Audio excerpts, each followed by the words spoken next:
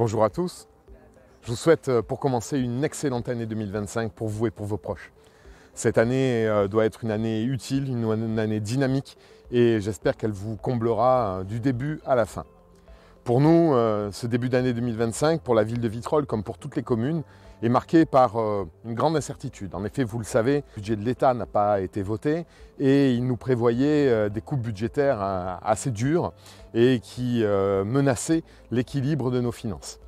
On n'en sait aujourd'hui pas plus puisque la loi de finances n'a pas été votée, mais on se prépare forcément à avoir dans le courant de l'année 2025 des coupes budgétaires importantes. Ça implique pour la ville, pour notre budget, d'être particulièrement prudent, d'être particulièrement vigilant et de s'assurer que l'essentiel est sauf, que les services municipaux continuent à fonctionner, qu'il n'y a pas de ponction, de pression supplémentaire sur les Vitrolais, mais que parallèlement, les grands équilibres de la ville continuent à être assumés. C'est le travail que les services municipaux sont en train de faire pour aller vers le vote de notre budget au mois de mars. Parallèlement, il convient aussi de poursuivre le travail qui a été entrepris de modernisation de Vitrolles, de transformation de Vitrolles. Tous ces travaux d'amélioration, de changement, d'adaptation de notre ville au XXIe siècle, pour relever les défis, notamment ceux du changement climatique, vont se poursuivre. 2024 a été marqué par des travaux importants de désimperméabilisation, de mise en place d'espaces verts pour lutter contre les îlots de chaleur. Ce travail va se poursuivre, que ce soit ici au centre-ville avec les aménagements de la place de Provence qui sont en cours, aux Ormeaux comme ça a été fait, mais également ici au parc Saint-Exupéry avec l'extension qui est prévue dans les prochaines années du parc vers les Plantiers.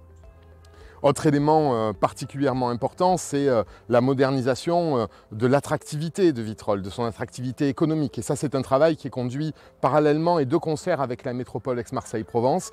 2026 sera la livraison de Cap Horizon et toute l'année 2025 va être jalonnée par un chantier important qui nous permettra d'améliorer notre zone d'activité, de la moderniser et de la connecter au train et d'améliorer les transports en commun avec là aussi une amélioration de la desserte du bus à haut niveau de service, du Zenibus.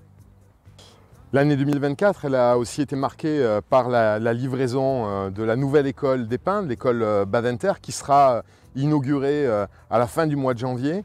Cette école, elle vient parachever le travail du premier programme de rénovation urbaine et puis elle annonce aussi le programme de rénovation urbaine du Liura qui se traduira dès 2025 par les aménagements du parking au sud du quartier des Pins, puis par les travaux qui suivront sur le Liura et la résidence Prévert qui est en train de se vider de ses occupants.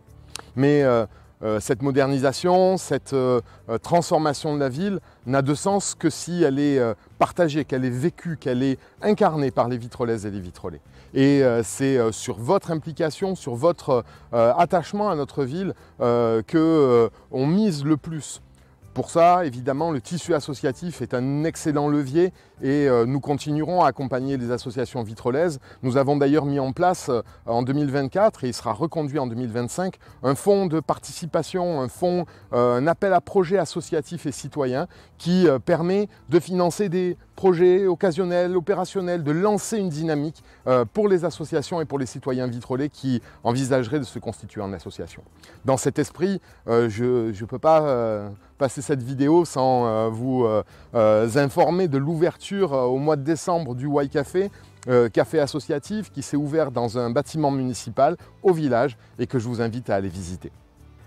Pour parler de ces projets, pour parler de toutes les dynamiques à l'œuvre à Vitrolles et autour de Vitrolles, je vous invite évidemment à la traditionnelle cérémonie des vœux, un grand moment de partage. Ce sera aussi l'occasion pour nous de célébrer les 50 ans de notre centre de vacances de Névache, en présence de Madame le maire de Névache. Donc je vous invite tous à nous rejoindre. Ce sera samedi 18 janvier à 18 h à la salle Guillaume Binot. À très vite et encore une fois, excellente année à toutes et tous.